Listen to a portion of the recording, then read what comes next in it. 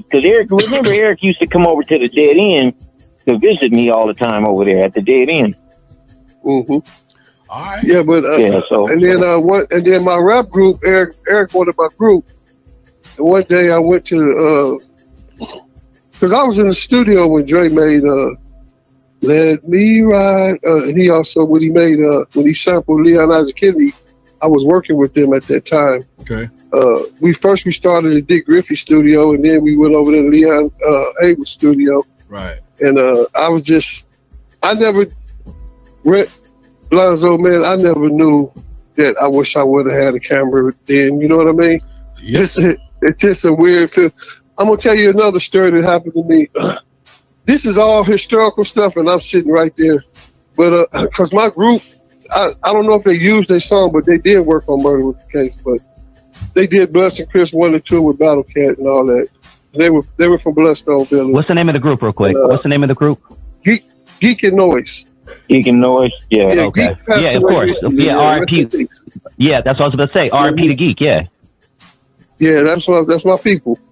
And you know them too, Lonzo. Shout out to Noise. Yeah, Dave did. And EAZY said, "Hold on, wait right here." We was over there in Torrance at the studio, at the office or whatever, and I had Noise and Geek in there with me, and we were waiting. And all of a sudden, we saw a little hat go by. Eric had a trap door. He walked right out. I was like, I bet you that was Eric. And we were stuck in the office. A lot of people didn't know that Priority had a back door back there that led out back there by where that restaurant was. Yep. Yeah, a lot of people didn't know about that. He had us waiting in the office, and then I said, "Oh man, this dude did this." But that was kind of funny. And then I saw him again at El Torito's. Not Priority. I'm sorry. I said Priority, but I meant Audio Achievement. Okay. Yeah.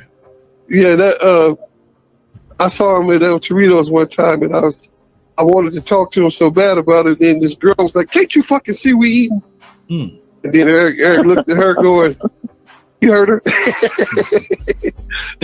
I was like, "Damn, I can't talk to him." That's why I left. All right. But hey, let me ask you something really quick.